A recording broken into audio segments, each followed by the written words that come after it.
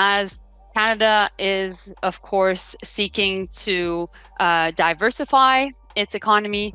The goal is to be closer to the EU. And in the context of the EU, two countries that we know we can do more business with and that we can also continue to develop strong partnerships is definitely Sweden and Finland. Expanding Canada's oil and gas infrastructure has long been a contentious topic, but tough tariffs have forced the country to take a closer look at its sovereignty. It addresses two key priorities for the Carney government. One, trade diversification, which is the new mantra in response to Trump's tariffs. It also fits into the other objective of Canada becoming an energy superpower, the likes of which Saudi Arabia, Russia, the United States. Canada certainly has the natural resource endowments to become an energy superpower. Canada just did the unthinkable right in front of the world.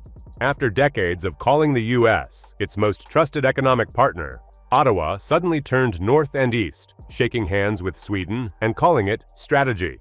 The message is loud and clear. Canada just drew a new line, and this time, it's not across the border. It's across the alliance. The U.S. buys around $120 billion worth of Canadian energy every single year. That's the backbone of Canada's economy: oil, gas, and pipelines flowing south.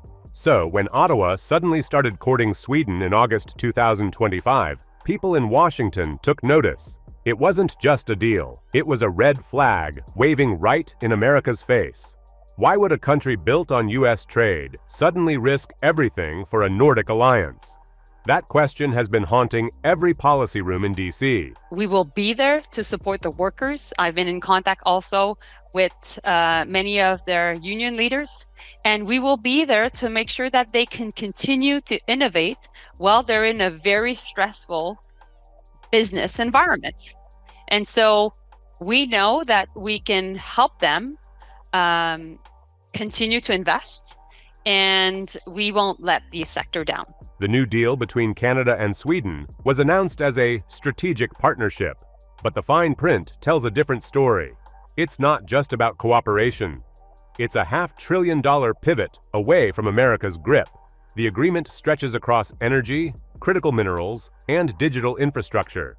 Sweden, of course, walked away smiling. They got access to Canada's mineral riches, Arctic shipping routes, and future gas pipelines. Canada walked away thinking it gained independence. But what it really got was isolation. Analysts are already calling it the Nordic backstab, a move that pretends to be bold but reeks of desperation. Instead of standing up to Washington's tariffs, Ottawa tried to go around them. Instead of fixing the problem, it ran from it. Canada's leadership is gambling the country's economy just to prove it can act without permission. But here's the twist. Trump saw it coming long before anyone else did.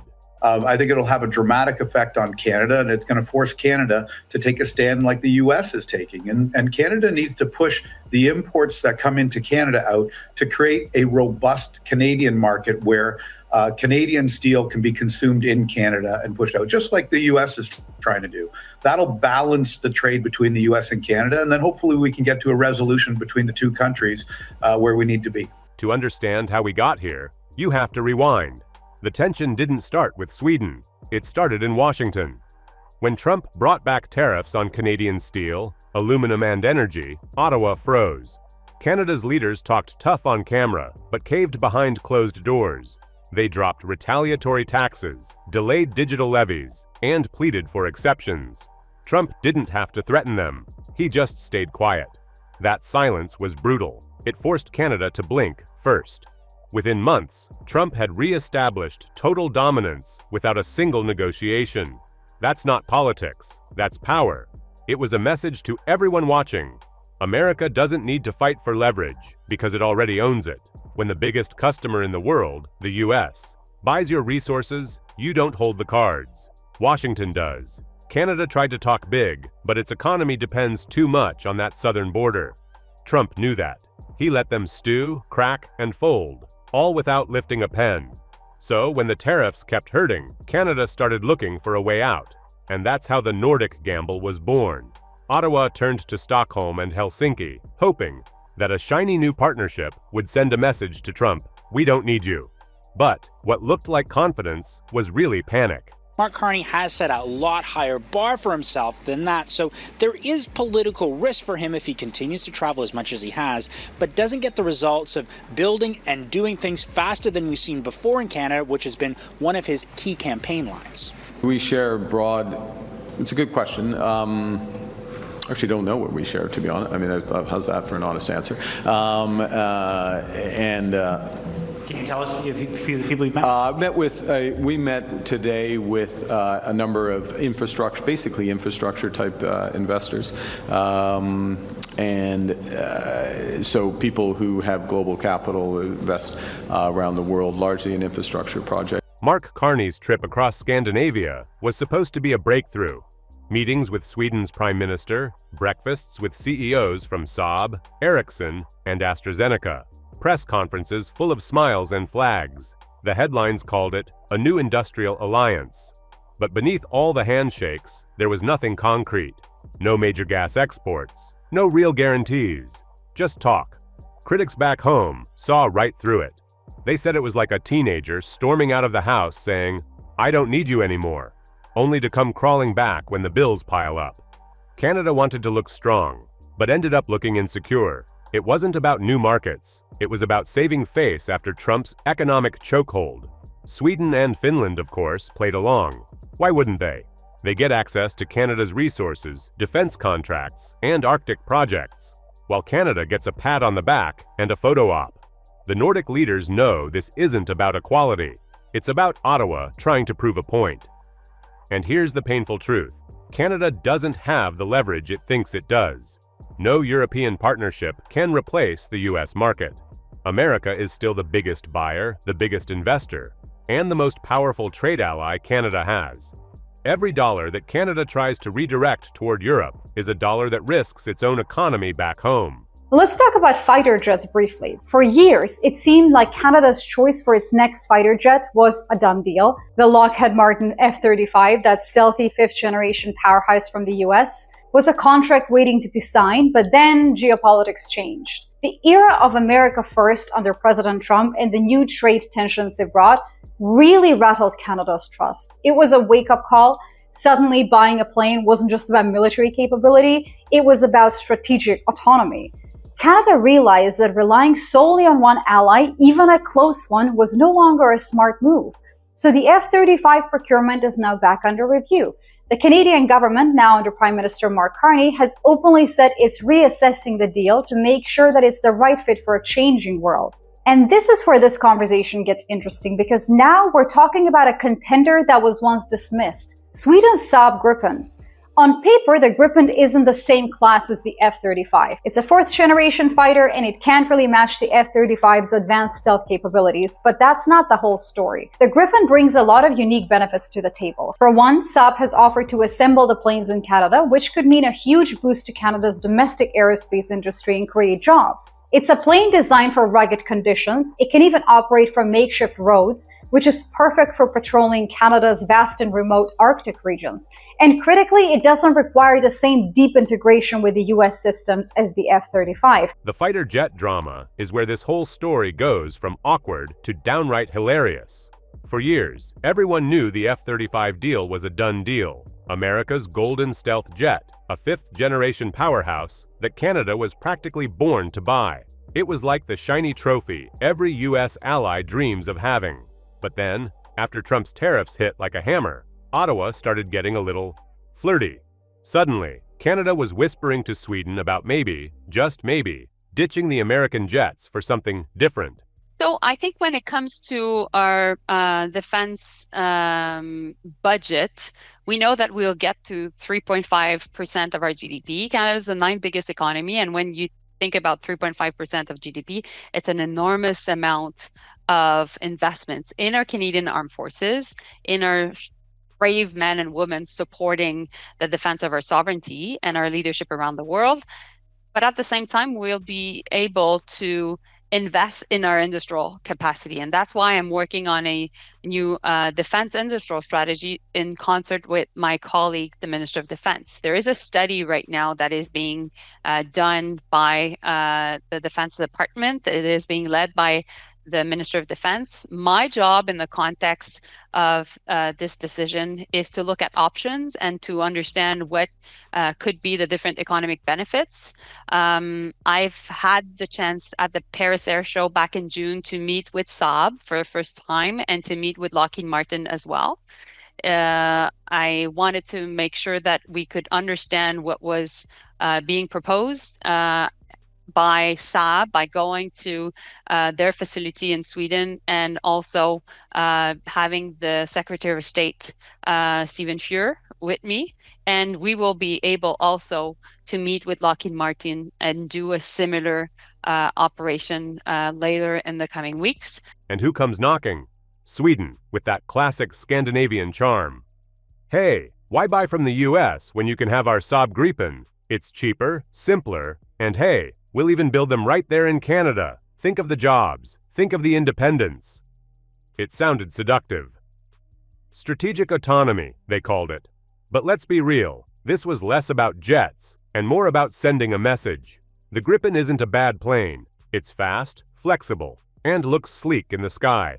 But here's the catch. It's a fourth-generation fighter. The F-35, fifth generation.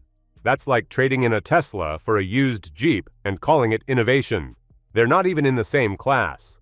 The F-35 is stealthy, packed with sensors, and practically flies itself.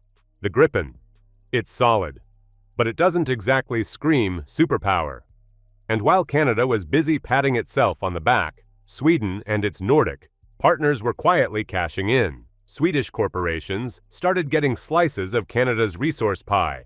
Critical minerals, energy projects, Arctic routes, all the good stuff. In fact, Sweden walked away with most of the tangible benefits: new jobs, technology access, and long-term leverage in the Arctic. Canada, it got headlines and the illusion of control. We will be coming up in the coming months with a new strategy, but short term, what we're doing is we've just given the BDC a mandate to make sure that they can start supporting companies that want to invest in defense. We are giving the mandate to the National Research Council to make sure that our researchers across the country can also do dual use research, so civil and military, which I think is really important. So we'll be working with universities on that. We will be working with the Canadian Space Agency. And that's when Trump made his move, or rather, didn't. He didn't tweet, didn't threaten, didn't call anyone out. He just waited. That's the thing about Trump. He knows timing better than anyone. The Financial Times even confirmed it. Canada got zero tariff relief. Zero. Nothing. All that strategic partnership talk, and not a single concession from the US. Trump's golden rule of business was on full display. Never give something for nothing.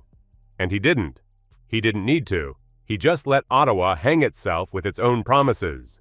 While Canada was out there holding press conferences with Swedish ministers, Trump looked like the alpha in total control. Then came the inevitable backfire, the part everyone saw coming except, apparently, Ottawa. While Canadian officials were busy calling it a partnership of equals, Sweden saw it for what it was: opportunity. They got access to rare earth elements, energy routes, and Arctic infrastructure deals. In other words, Sweden got rich. And Canada got burned. The US noticed immediately. Energy exports started stumbling, investments began drifting south, and American buyers quietly shifted back to domestic suppliers. It didn't take long before analysts in Europe started whispering, "This isn't strategy, it's optics." A stunt meant to look strong, not be strong. All the kinds of names Carney's trying to attract to invest in Canada, but the issue for Carney going forward could politically be his own ethics issues. He has over 100 companies that he can't be involved in discussion with because of his own personal investment and past ties. That's the cruel twist. In trying to show the world it could stand on its own, Canada ended up exposing how dependent it really is. It wanted to send a warning shot to Trump, but ended up shooting itself in the foot. Sweden didn't backstab America. Canada backstabbed its own economy. Now Sweden's walking away richer, stronger, and better connected. Canada's walking away with bruised pride and a lot of awkward questions. And Trump? He didn't have to do a thing. He let them fold, then smiled. Because at the end of the day, power isn't about who talks loudest. It's about who can afford to stay silent. And this time, that silence came from Washington, not Ottawa. And just like that, the Nordic dream started to look more like a political hangover. The hype was gone, the numbers didn't add up, and the domestic backlash hit harder than a slap shot to the face. Suddenly, Mark the man who was supposed to reinvent Canada's economy, was being called soft, weak, and delusional. Parliament turned into a verbal hockey fight. "500 billion promises, 0 results," one MP shouted, while another yelled, "Where's the gas money? Where's the tariff relief?" It was chaos. Polite? Canadian chaos, but chaos nonetheless. We're also working on key transactions right now to make sure that we can create more jobs through defense procurement across the country. And finally, middle and longer term will be the defense strategy. But voters weren't buying the strategic autonomy talk anymore either. They wanted receipts. The gas deal with Sweden? Still in negotiations. Tariff relief from Washington? Not even close. Meanwhile, Carney's approval ratings were dropping faster than the Canadian dollar in a trade war. The man who was supposed to show elbows-up toughness was now the face of handshakes and surrender. And behind it all, Trump's grin just got wider. His whole narrative, that Canada can't move an inch without U.S. permission, was aging like fine wine. Of SAB, of AstraZeneca, of ABB, and Ericsson.